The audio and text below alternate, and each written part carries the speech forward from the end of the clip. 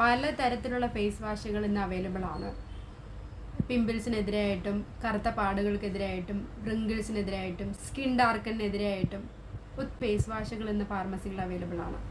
എന്നാൽ കുറച്ച് നാളത് ഉപയോഗിച്ചിട്ട് അവരത് നിർത്തിയിട്ട് പിന്നെ ആരെങ്കിലും റെക്കമെൻഡ് ചെയ്യുന്നതോ അല്ലെങ്കിൽ ആരെങ്കിലും പറഞ്ഞത് കേട്ടിട്ട് അടുത്ത ഫേസ് വാഷ് ഉപയോഗിക്കുക.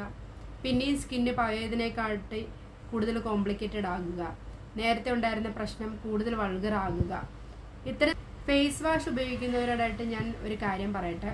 ഫസ്റ്റ് നിങ്ങൾ ഫേസ് വാഷ് ചൂസ് ചെയ്യുമ്പം നിങ്ങൾക്ക് എന്താണ് പ്രോബ്ലം, നിങ്ങളുടെ സ്കിന്നിന് നിങ്ങൾ എന്തിനു വേണ്ടിയിട്ടാണ്, ജസ്റ്റ് പൊല്യൂഷൻ അഗെയിൻസ്റ്റ് ആയിട്ട് ജസ്റ്റ് ഫേസ് വാഷ് ചെയ്ത് കളയാൻ വേണ്ടി മാത്രമാണോ നിങ്ങൾ ഫേസ് വാഷ് യൂസ് ചെയ്യുന്നത്? അതോ പിമ്പിൾസ് മാറാനാണോ, അതോ ഡാർക്ക് സ്പോട്ടുകൾ മാറാനാണോ? എന്തിനാണോ നിങ്ങൾ ഫേസ് വാഷ് ചൂസ് ചെയ്യുന്നത് അതിനനുസരിച്ചുള്ള മോളിക്യൂൾ അടങ്ങിയ ഫേസ് വാഷുകൾ മാത്രം നിങ്ങൾ ചൂസ് ചെയ്യുക. ഒന്ന്. രണ്ടാമത്തെ കാര്യം, നിങ്ങളുടെ സ്കിന്നിൻ്റെ ടോണിന് അനുയോജ്യമായിട്ടുള്ള ഫേസ് വാഷുകൾ ചൂസ് ചെയ്യുക. മൂന്ന്. ഫേസ് വാഷ് ഒരിക്കലും പെട്ടെന്ന് നിങ്ങൾ ക്ലീൻ ചെയ്ത് ഇറങ്ങാൻ വേണ്ടിയിട്ടുള്ളതല്ല. അല്പസമയം നിങ്ങൾ ഫേസ് വാഷിന് വേണ്ടിയിട്ട് നിങ്ങൾ സമയമെടുക്കുക.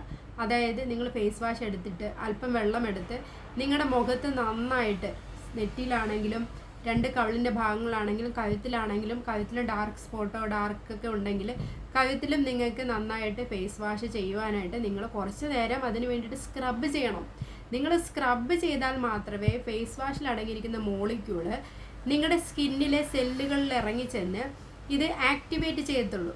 ഇത് നിങ്ങൾ പെട്ടെന്നൊരു ഫേസ് വാഷ് വിത്തിൻ സെക്കൻഡ് നിങ്ങൾ കഴുകി കളഞ്ഞു കഴിഞ്ഞാൽ അതിൻ്റെ റിസൾട്ട് നിങ്ങളുടെ സ്കിന്നിൽ കിട്ടത്തില്ല. അതുകൊണ്ട് ഫേസ് വാഷ് ചെയ്യുന്നവർ കുറച്ച് സമയമെടുത്ത് തന്നെ ഫേസ് വാഷ് ചെയ്യാൻ പ്രത്യേകം ശ്രദ്ധിക്കണം.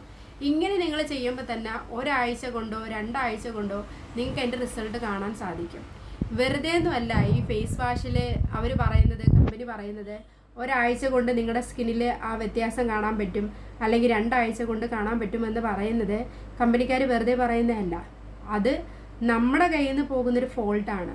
നമ്മൾ കൃത്യമായിട്ട് ഫേസ് വാഷ് ചെയ്യാത്തത് കൊണ്ടാണ് അതിൻ്റെ റിസൾട്ട് കിട്ടാത്തത്. എന്നിട്ട് നമ്മൾ പല ഫേസ് വാഷുകൾ മാറി മാറി മാറി ഉപയോഗിക്കും. അങ്ങനെ ഉപയോഗിക്കുന്നത് കൊണ്ട് നിങ്ങളുടെ സ്കിന്ന് നിങ്ങൾ തന്നെയാണ് ഡാമേജ് ആക്കുന്നത്. നിങ്ങൾ തന്നെയാണ് പലതരത്തിലുള്ള പ്രശ്നങ്ങൾ നിങ്ങളുടെ സ്കിന്നിൽ കൊണ്ടുവരുന്നത്. ഏതെങ്കിലും ഒരു ഫേസ് വാഷ് നിങ്ങൾ കൃത്യമായിട്ട് യൂസ് ചെയ്യാൻ തുടങ്ങിക്കഴിഞ്ഞാൽ അറ്റ്ലീസ്റ്റ് 1 to 2 വീക്സ് വരെയും നിങ്ങൾ കൃത്യമായിട്ട് സമയമെടുത്ത് ഫേസ് വാഷ് ചെയ്യുവാണെങ്കിൽ അതിൻ്റെ റിസൾട്ട് നിങ്ങളുടെ സ്കിന്നിൽ കാണിക്കാൻ തുടങ്ങും. എന്നിട്ടും നിങ്ങൾക്ക് സ്യൂട്ടബിൾ അല്ല, നിങ്ങൾ എന്തിന് എഗെയിൻസ്റ്റ് ആയിട്ടാണോ നിങ്ങൾ ഫേസ് വാഷ് വാങ്ങിച്ചത്, ആ പ്രോബ്ലം വൾഗർ ആവുകയാണെങ്കിൽ നിങ്ങളൊരു ഡെർമറ്റോളജിസ്റ്റിൻ്റെ സഹായം ചോദിക്കുക.